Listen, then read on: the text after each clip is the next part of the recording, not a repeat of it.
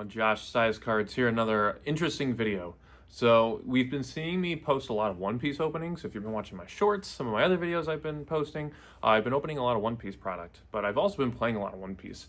I just recently got back into the game, bought a bunch of stuff so I could start playing a deck that I think is pretty cool. By the title of this video, you maybe agree. But the deck I've been playing is this blue-yellow Nami. And maybe you can see it clearly, I don't know. But this is from set 11, I believe. And honestly, nobody plays this deck, and I think that this is one of the best decks in the game. I think it is extremely underrated, but I also think it's very, very hard to play. My first tournament with it, I went like 1-2. It was a short tournament, nothing really happened. And then the next tournament, I went X1, and then just the other day, I went 3-1 with it. So it takes a second to figure out what is it supposed to do and what are you supposed to do with it. But it honestly seems so powerful, and just nobody plays it at all. It gives you incredible advantage. It's got some really good cards that you can play in both blue and yellow that really complement the deck play style, and it's just really unique. There's not any other deck in the game right now that's really doing what this does, other than like other yellow decks, I guess, that life manipulation, but it just seems so good. And I wanted to share my list. I'm really comfortable with my deck list right now, and it's honestly not too different than some of the other videos you'll see, but I think in my video, I'm able to talk to you about the cards a little more than anybody else did, because trying to just figure out what am I supposed to do with this deck, I was really lost, and it wasn't until I started playing where I kind of figured out what's going on. So we're going to let's go into the deck again. This is one of the best cards I've ever read in the game. It's got your turn once per turn. This effect can be activated when a card is removed from your opponent's life cards. If you have 7 or less cards in hand, you draw a card. So just for playing the game, in playing our deck specifically, we do a lot of life manipulation. Just for us being able to play the game, we're able to draw, and just for us being able to kill our opponent, we're also drawing. So that's crazy. But honestly, the better effect is the second line of text right here. Don 1 on your opponent's turn. You can trash a card from your hand. This leader gets 2,000 power during the turn. That's crazy because there's so many decks that want to swing at you with like 4 things sometimes. And all of those attacks are now going to be buffed by 2k counter, which is insane. So every card in our deck is essentially a 2k, but it's better than that because it's 2k for the turn. So that's our leader. That's the Nami. We're going to go right into the characters. Our first characters that we play are 1-drops. We've got 2 Blocker Law and then 4 Sengoku. This is the searcher for the 7 Warlords. A lot of our good cards are 7 Warlords cards, so this is absolutely a must. This is also a 7 Warlords card, but in playing more and more, this card is not as good because every set that comes out, there is just so much more removal, so many good spot removal, tap things down. And this card essentially is an extra life, but only if your opponent has like 2 cards in their hand. They can't have a good card, and those 2 cards, usually if they're getting that low, they have some counter cards, but yeah. So these are our 1-drops for the characters. We play a lot of 2-drop characters. I'm going to get this off the screen so it stops focusing on it. But we play 4 Marshall D. Teach, 4 Zeus, 4 Kozuki Hiyori. I'll scoot these up so we can see them all. And then 4 Nojiko. These cards are the heart and soul of the deck, quite honestly. This card makes you draw cards, and you get to filter your life. This bounces a card, 5 or less if you have Nami as your leader. Of course we do. Zeus is pretty good spot removal. Take a life, blow up a 5 or less. It can be a little risky sometimes, but honestly, like if you're looking at your hand and you're like, hey, this card's about to swing at me regardless, and I can't block it, just play the Zeus. Get rid of it. And then the Teach. The Teach is a very interesting card. This is one of those cards where I feel like it's very difficult to play with, and just starting off with the deck, I had no idea what to do with this card. But you put a card from your hand on the top of your deck, and you give 2 Rested Dawn to a character or your leader. Why is this good? Because if you're going second and you tap out to play your good cards, like your 4 or your 6 drops, you have no Dawn to put on Nami. And a lot of the time, your opponent can just abuse that and almost kill you. So this card is mandatory to see in your hand if you're going second. So you can still prioritize your safety with Nami. You can still play defensively. And while playing defensively by having a Dawn on Nami, you're also being a little more aggressive. You're attacking for 7 on your turn that you're playing your 6-drop Kuma. So it's pretty crazy.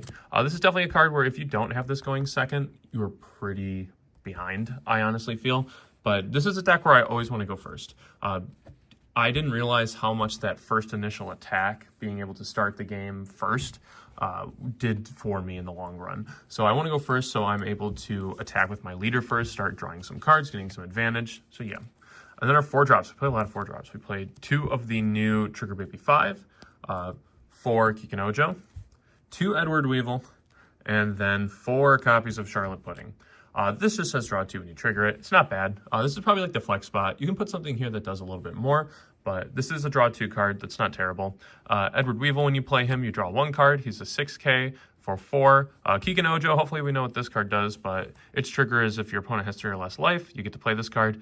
And on KO, if your opponent has 3 or less life, add up to 1 card from the top of your deck to your life cards.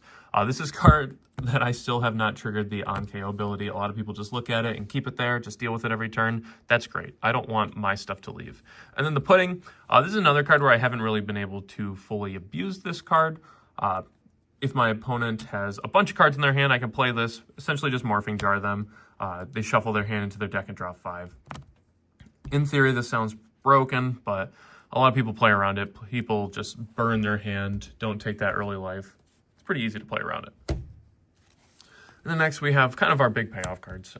1 Boa Hancock, because that is searchable off the Sengoku. 4 Kuma. 2 Odin, and then 3 Kid. This card bottom deck's a 1 drop, and it also locks down a card for the next turn. It's a pretty cool effect, and it's also 8K power. That's honestly the only reason why it's in the deck. It's searchable 8K, and it has a relevant effect.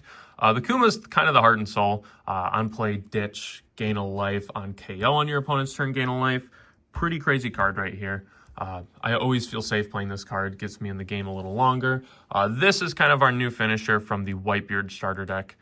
You can rest 3 Dawn, untap this card, and return one of your characters to your hand. Honestly, the fact that it bounces a character to the hand is crazy. You get to put back your good 2 drops. You can put back your Hiyori, your Zeus's. If anything, a Sengoku. It's pretty sweet. He's also got one of those protection effects where you can trash 2 cards from your hand to keep him from being removed from the field by an effect. It's pretty good. He's going to stay there. And then the Kid, I didn't play last set, so I don't know how devastating this card was. But right now, it just feels fine. If I'm tapping 8 mana and I'm playing a card rested, I better hope that I have a bunch of cards in my hand to protect it.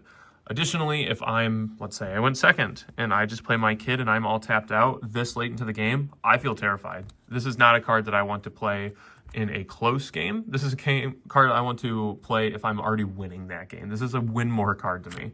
So these are our big cards. And then lastly, I've got the events for the deck.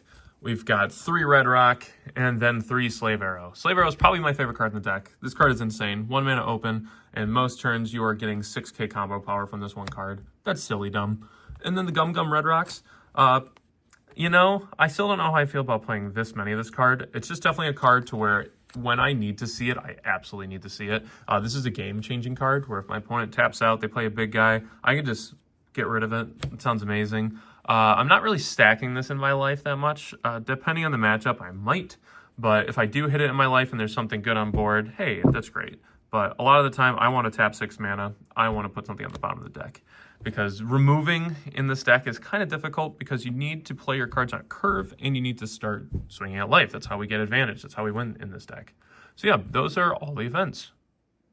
So here's the deck fully laid out.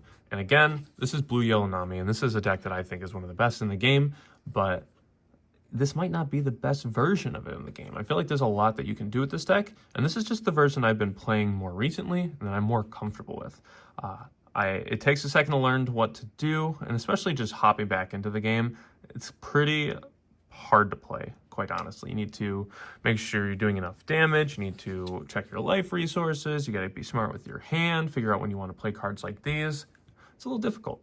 But some of the flex spots, I've been thinking about cutting some of the puddings. Like I said, a lot of people play around this card. They see blue and they're like, holy crap, I gotta start defending, I gotta burn my hand. I don't wanna go from 6 cards to 5.